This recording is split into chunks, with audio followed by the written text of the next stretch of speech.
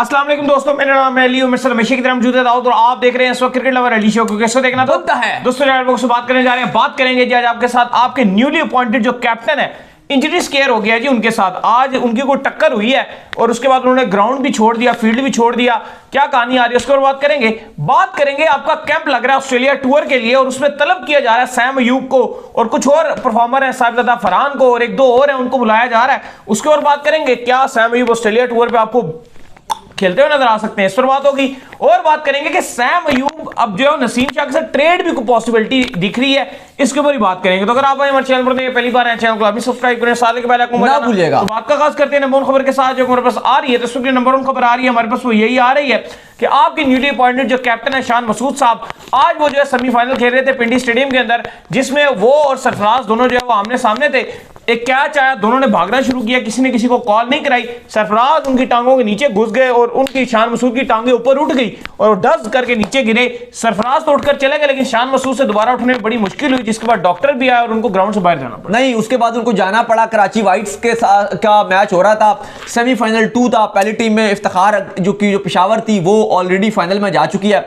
ये सेमीफाइनल 2 था। बड़ी अच्छी बैटिंग की थी उन्होंने आज। शान मसूद ने 41 रन भी बनाए हुए थे, लेकिन इसके बाद उनको जाना पड़ा। लेकिन अभी तक की जो अपडेट आ रही है वो यही आ रही है कि सीरियस कोई इंजरी बहुत हैवी नहीं हुई है, लेकिन स्टिल जो लग ये रहा है कि वो फाइनल से तो कम से कम बाहर हो जाएंगे, क्योंकि ऑलरेडी उन्होंने ऑस्ट्रेलिया में पाकिस्तान की नुमाइंदगी करनी है, पाकिस्तान की कप्तानी करनी है। लेकिन ये बहुत बड़ा सेटबैक भी हो सकता था या हो सकता है। फिलहाल तो अपडेट यही बताई जा रही है कि पूछा जा रहा है, जो फिजियो वगैरह उनकी तरफ से यही अपडेट रिपोर्ट आ रही है कि बेहतर है, कोई बहुत ज़्यादा उनको चोट नहीं लगी है, लेकिन फिर भी बड़ा सीरियस किस्म का आप कह लो कोलिजन है।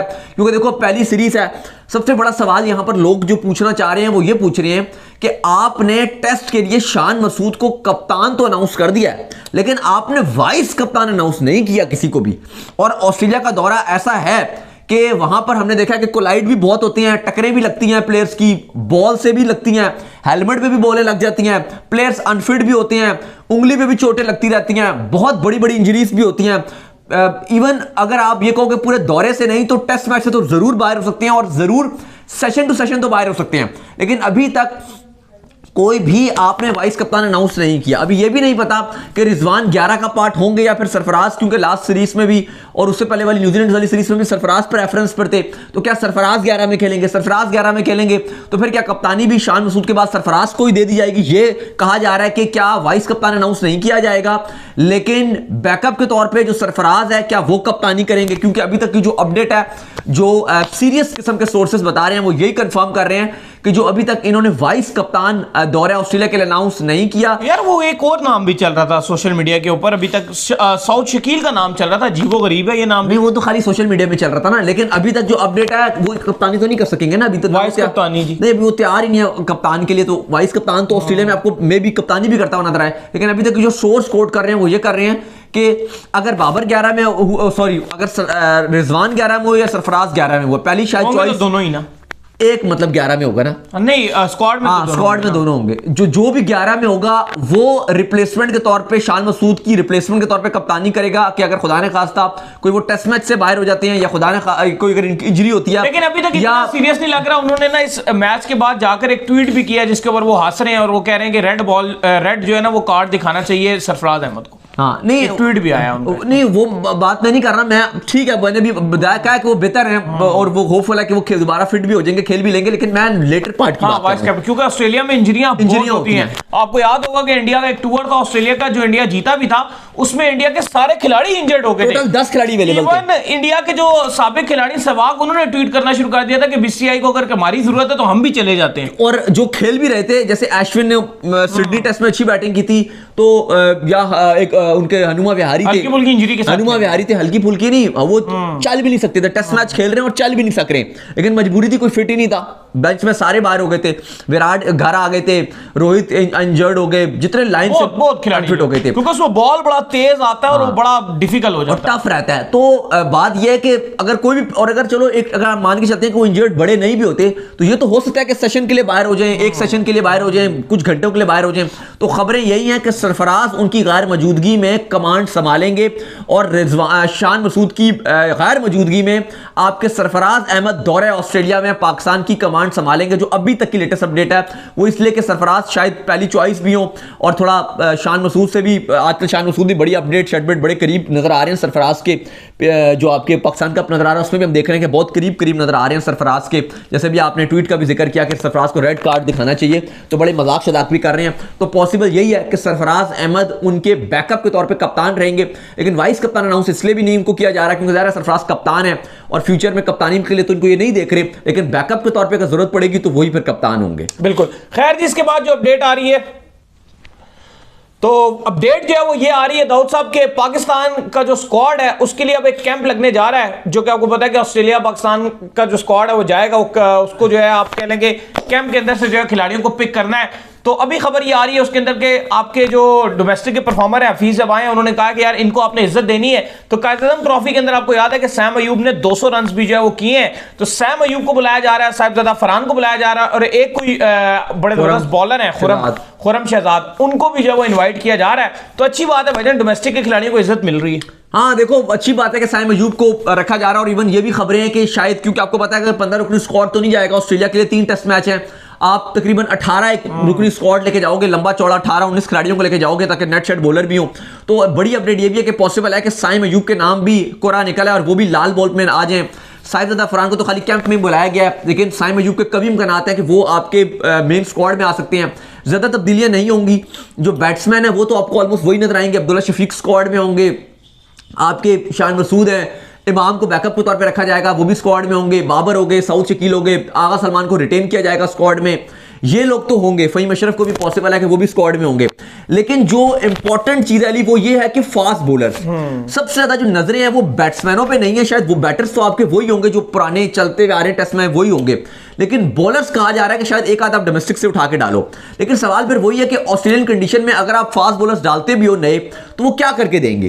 इंपॉर्टेंट सवाल ये कि फास्ट बॉलर की परफॉर्मेंस आपके सामने है, इंजरी से जूझ रहे हैं, लेकिन होपफुल है कि शाहीन शाह अफरीदी शायद रिकवर कर जाए, तो शाहीन शाह अफरीदी होंगे, एक हसन के साथ ही जाया जाएगा, हारिस रऊफ को देखा जाएगा कि उनको रखना चाहिए नहीं रखना चाहिए, मीर हमजा का नाम आ रहा है। लेकिन आपकी जो फास्ट बॉलिंग डिपार्टमेंट है ऑस्ट्रेलिया में वही चलता है, वो इंतहाई कमजोर नजर आ रहा है अली, इंतहाई कमजोर। फास्ट बॉलिंग डिपार्टमेंट आपका बिल्कुल इस लेवल का नहीं है जो ऑस्ट्रेलिया की बैटिंग है। नहीं कर रहे, आप एंड में कहोगे कि हम हारिस रऊफ को ऑस्ट्रेलिया में ले जाते हैं क्योंकि ऑस्ट्रेलिया में हारिस रऊफ अच्छी बॉलिंग करते हैं, 4 ओवर का बॉलर है हारिस रऊफ, 4 ओवर करते हैं हारिस रऊफ ऑस्ट्रेलिया में, फिर मैं रिपीट करूंगा 4 ओवर खेलते हैं और 4 डे क्रिकेट हारिस रऊफ ने खेली ही नहीं है। और तीसरा ऑप्शन आपके पास नसीम शाह था जो बेचारा इंजरी का शिकार हो गया है, अब उसकी जगह आप रया से हसन अली को ही घसीटोगे क्योंकि और कोई आपके पास बॉलर दिखता ही कोई नहीं है। मुझे लगता है कि ज्यादा एक अलग डिसीजन लेने चाहिए, मीर हमजा टाइप बॉलर्स लेके जाने चाहिए, शायद एक आध इस तरह का नाम हो। पाकिस्तान ने क्योंकि दौरा ऑस्ट्रेलिया में जो सबसे पहले एक 4 डे मैच खेलना है जो पाकिस्तान टीम PM11 के अगेंस्ट होगा, जो ऑस्ट्रेलिया की PM11 है अगेंस्ट पाकिस्तान होगा, वो 6 दिसंबर से 9 दिसंबर तक मानुका ओवल कैनबेरा में खेला जाएगा। ये जो 4 डे मैच है, प्रैक्टिस मैच एक ही है। फिर उसके बाद पहला टेस्ट मैच पाकिस्तान का 14 दिसंबर से 18 दिसंबर तक पर्थ में खेला जाएगा। बहुत ही मुश्किल है, पर्थ एक मुश्किल पिच है, फास्ट बॉलर्स को बहुत हेल्प मिलती है, ऑस्ट्रेलिया वहां नहीं हारता, आपके बैट्समैनों के लिए भी मुश्किल रहेगी और ऑब्वियसली जो आपके बॉलर्स हैं वो अच्छी बॉलिंग अप करें तो बात है, लेकिन उनके जो बैट्समैन है वो अच्छा कर जाते हैं। दूसरा टेस्ट मैच फिर आप 26 दिसंबर से 30 दिसंबर तक खेलोगे जो बॉक्सिंग डे टेस्ट मैच होगा, क्योंकि क्रिसमस के जो नेक्स्ट डे मैच शुरू होता है उसको बॉक्सिंग डे टेस्ट मैच कहते हैं। ये मेलबर्न MCG होस्ट करेगा कहानी पाकिस्तान के लिए, और फिर तीसरा टेस्ट होगा सिडनी में। लेकिन अली साहब जो चीजें हैं वो इतनी कोई बेहतर नजर नहीं आ रही है पाकिस्तान के लिए, specially bowling point of view से, क्योंकि अभी तक आपको कोई ऐसा बॉलर नजर नहीं आ रहा है, इस वर्ल्ड कप के स्क्वाड में भी नहीं था, और अब इस ऑस्ट्रेलिया के जो कैंप में आप बॉलर मधु कर रहे हो, ठीक है खुरम शहजाद वगैरह हैं और भी आप मीर हमजा का नाम ले रहे हो या और भी 2-3 हैं, लेकिन उस लेवल के बॉलर चाहिए जो ऑस्ट्रेलियन बैट्समैनों को तंग कर सके। जैसे एक्स्ट्रा ऑर्डिनरी आपके पास प्लेयर आते थे, जैसे 2010 का ऑस्ट्रेलिया का दौरा था, वहां पे मोहम्मद आमिर गए थे, बहुत कमाल किस्म की बॉलिंग की थी, या उससे पहले शोएब अख्तर जाते थे, हमने देखा था कमाल बॉलिंग हुई थी। इवन 2016 में भी हमें कुछ बेहतर बॉलिंग देखने को मिली थी, लेकिन जब 2019-20 का आपका दौरा था तो बहुत ही ज्यादा एक हॉरेबल किस्म की बॉलिंग पाकिस्तान की देखने को मिली थी, यानी कि ऐसा लग रहा था कोई मैच भी नहीं बन रहा। तो आई होप कि 2019-20 वाला जो आपका टूर था उस तरह की आपकी सीरीज ना हो, उस तरह की कप्तानी उस तरह की जो बॉलिंग अटैक है। और ज़ाहिर है कप्तान भी मैटर करेगा कि शान मसूद हैं, हफीज़ आपके कोच हैं, सेलेक्टर हैं आपके वहाब रियाज, कम से कम ये वैसी बॉलिंग ना लेकर जाए, क्योंकि बॉलिंग बहुत डिपेंड करेगी आपकी। नहीं बिल्कुल आप सही कह रहे हैं। खैर इसके बाद जो अपडेट आ रही है जी वो आ रही है सैम अयूब को लेकर। तो सैम अयूब और नसीम शाह की हो सकती है ट्रेड, क्योंकि आपको पता है कि नसीम शाह को जो है वो हो सकता है कि कोयटा से नसीम शाह इस बार ना खेलें, और पेशावर ज़ल्मी के जो उभरते हुए सितार हैं वो है जी सैम अयूब। तो हो सकता है कि सैम अयूब के बदले में नसीम शाह को जो दिया जाए। देखो इस टाइम जो मामलात हैं वो आपको पता चल गया कि नसीम शाह ऑलरेडी फैसला कर चुके हैं कि वो अब कोयटा ग्लैडिएटर्स को छोड़ रहे हैं। दूसरी तरफ जो पेशावर ज़ल्मी है वहां पर वहाब रियाज खेलते थे, लेकिन वो सेलेक्टर बन चुके हैं, तो पॉसिबल है कि अब वो नहीं खेल सकेंगे पेशावर ज़ल्मी की तरफ से ऐसा बॉलर। अब जरूरत तो है इस टाइम पेशावर ज़ल्मी को एक बॉलर की, जो उनके पास बॉलर है, और वो क्योंकि डिसाइड कर चुका है कोयटा ग्लैडिएटर्स की तरफ से नसीम शाह कर चुके हैं कि वो छोड़ रहे हैं। तो अब खबरें आ रही हैं कि पॉसिबल है कि पेशावर ज़ल्मी ये कह रही है कि अगर वो हमें ड्राफ्ट में मिला तो हम ड्राफ्ट में भी उसको हाईएस्ट कैटेगरी में, जो प्लैटिनम कैटेगरी है, उसमें हम नसीम शाह को पिक कर लेंगे। लेकिन अब सवाल यहां पर यह कि क्योंकि अब ऐसे तो जाने नहीं देगा, क्योंकि आपको पता है कि जो कोयटा ग्लैडिएटर्स है वो इतना प्रीमियम उनका बॉलर है, तो कोयटा यही चाहेगी कि एज कंपैरिजन कि अगर वो हमें छोड़ के चला जाए तो वो तो नुकसान है कि बस आप छोड़ के चले जाओ।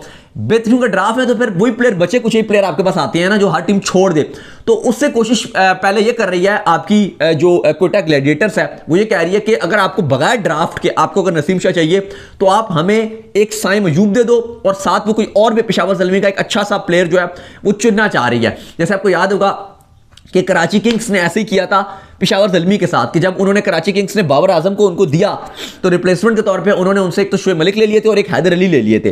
तो अब वही चीज़ यहां पर भी आ रही है कि कोयटा ग्लैडिएटर्स यही सोच रही है।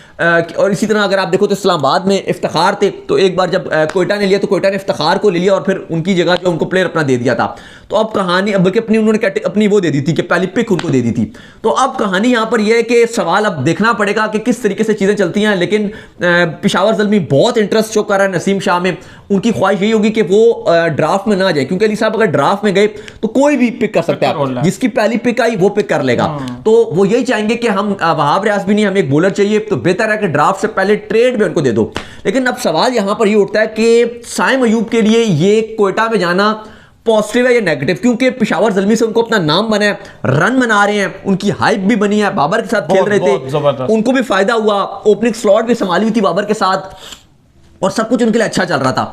अब कोयटा का डिफरेंट सिस्टम है, कोयटा ओवरसीज को भी चाह रही होती है, लेकिन मुझे लगता रॉय वगैरह को ओपनिंग कराना। सैम अयूब की जो ब्रांडिंग है वो पेशावर में ज्यादा अच्छी है बनिस्बत इसके कि वो कोयटा में चले जाए, उनकी ब्रांडिंग बहुत अच्छी हो रही है यहाँ पर। लेकिन कोयटा का ये सिस्टम है ना कि उनके लिए एक आसानी रहेगी कि वो ऑलरेडी, क्योंकि कराची के प्लेयर्स हैं और कोयटा और कराची दोनों के होम ग्राउंड कराची के ही रहते हैं, तो उनके लिए भी आसानी है कि वो उसी कल्चर में खेलेंगे, वहीं पर उनके सरफराज वगैरह उनके साथ होंगे, उनके साथ ही सरफराज के साथ सारा क्रिकेट खेला है उन्होंने, सरफराज के साथ ही सारे निकल कर आए हैं, तो उनके लिए ये एक आसानी सी रहेगी। और अभी से उभरते हुए स्टार भी हैं, तो कोयटा कराची वो एक ही बात है, तो वहां पर वो खेलेंगे, उनको ये एक बेनिफिट हो सकता है।